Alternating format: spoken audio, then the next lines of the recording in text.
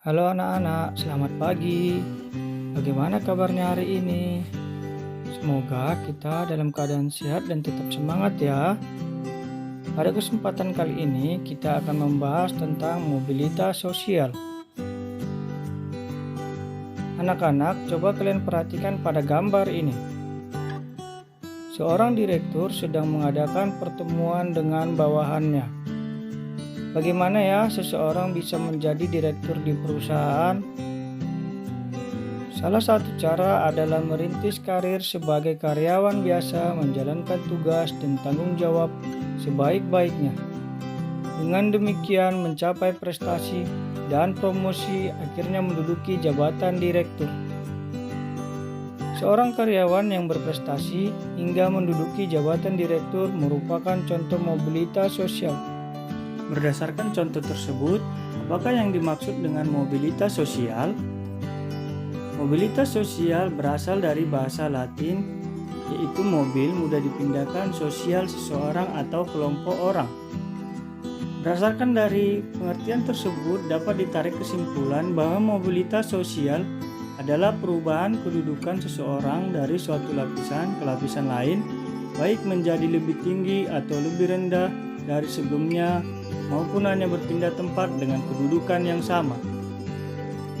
Adapun bentuk-bentuk dari mobilitas sosial, yang pertama mobilitas vertikal, yang kedua mobilitas horizontal. Mobilitas vertikal adalah perpindahan kedudukan seseorang atau kelompok dari tingkat lebih tinggi maupun lebih rendah. Mobilitas vertikal terbagi dalam dua bagian. Yang pertama mobilitas vertikal ke atas dan mobilitas vertikal ke bawah.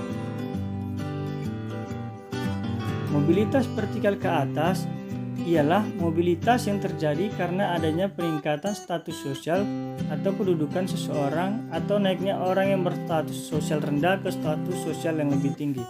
Sedangkan mobilitas vertikal ke bawah merupakan proses penurunan status atau kedudukan seseorang.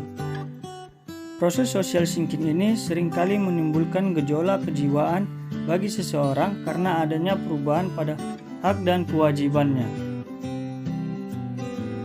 Seorang karyawan yang karena prestasinya dinilai baik kemudian berhasil menduduki sebagai kepala bagian manajer bahkan direktur suatu perusahaan merupakan contoh mobilitas sosial vertikal ke atas atau social climbing.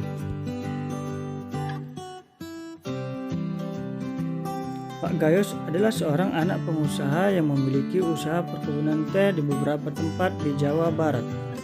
Pak Gayus mengembangkan usaha dengan membuka usaha baru yakni bisnis pertambangan. Namun usaha pertambangan Pak Gayus tidak berhasil berkembang, bahkan usaha perkebunannya terus merugi hingga akhirnya mengalami kebangkrutan. Kini Pak Gayus memulai sebagai pengusaha kecil yakni menjadi agen penjual teh. Gerak sosial Pak Gayus merupakan contoh mobilitas sosial vertikal ke bawah atau social shrinking. Mobilitas horizontal adalah perpindahan status sosial seseorang atau sekelompok orang dalam lapisan sosial yang sama. Contoh dari mobilitas horizontal ialah seorang guru pindah dari satu sekolah dan mengajar ke sekolah lainnya. Pada mobilitas horizontal tidak terjadi perubahan dalam derajat kedudukan seseorang. Nah, sekarang kita akan membahas faktor pendorong dari mobilitas sosial. Adapun faktor pendorong mobilitas sosial: 1. Faktor struktural, 2. Faktor individu, 3. Faktor sosial, 4. Faktor ekonomi, 5. Faktor politik, 6. Kemudahan dalam akses pendidikan. Coba perhatikan pada gambar berikut ini. Ya, ini merupakan presiden yang ada di Indonesia. Ketujuh tokoh Indonesia tersebut berhasil mencapai status sosial yang tinggi berkat sistem demokrasi yang berlaku dalam politik di Indonesia. Dengan sistem demokrasi, setiap warga negara Indonesia dapat mencapai status sosial berupa jabatan politik yang tinggi. Struktur masyarakat Indonesia sangat terbuka. Orang miskin dapat mengalami mobilitas sosial setinggi-tingginya, bahkan menjadi presiden yang dipilih oleh rakyat melalui pemilu. Hal ini tentu berbeda dengan sistem pemerintahan kerajaan di mana pengganti raja adalah keturunan sang raja sendiri. Yang kedua, faktor individu. Setiap individu memiliki perbedaan dalam hal sikap, pengetahuan, dan keterampilan. Keberhasilan dalam melaksanakan mobilitas sosial ke atas sangat dipengaruhi oleh sikap dan perilaku masing-masing individu. Contohnya, 2 orang sarjana dari perguruan tinggi yang sama-sama melamar pekerjaan suatu perusahaan, hanya ada 1 orang yang diterima, yaitu individu yang dianggap memiliki ambisi dan komitmen hidup. Ketiga, faktor sosial. Setiap manusia dilahirkan dalam status sosial yang dimiliki oleh orang tuanya.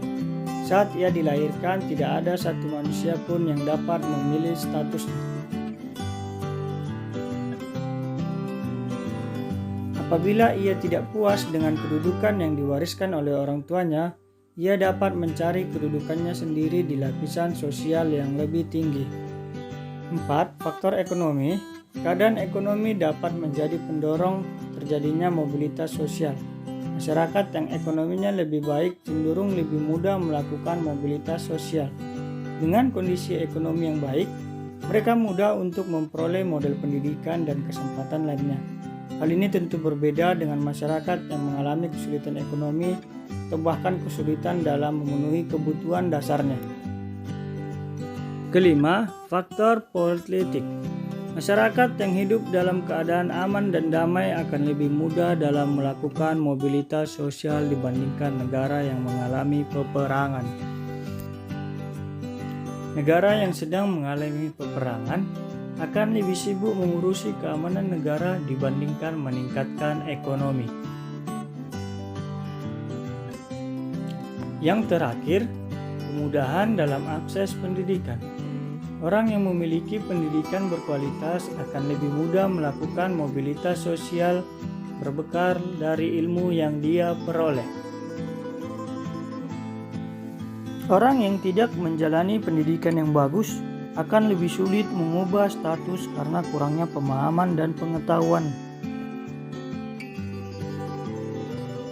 Adapun faktor penghambat dari mobilitas sosial adalah 1. Kemiskinan. Bagi masyarakat yang miskin, untuk memperbaiki status sosial merupakan hal yang sangat sulit. Salah satu penyebab kemiskinan adalah pendidikan yang rendah. Masyarakat yang berpendidikan rendah akan mempengaruhi kualitas sumber daya manusia. Akibatnya, tingkat mendapatkan pekerjaan sangatlah terbatas. Yang kedua, diskriminasi. Diskriminasi adalah perbedaan perlakuan karena alasan perbedaan suku bangsa, ras, agama, dan golongan. Perlakuan seperti ini sangat tidak baik karena dapat mengakibatkan konflik dan juga menghambat mobilitas sosial. Demikianlah pembelajaran kita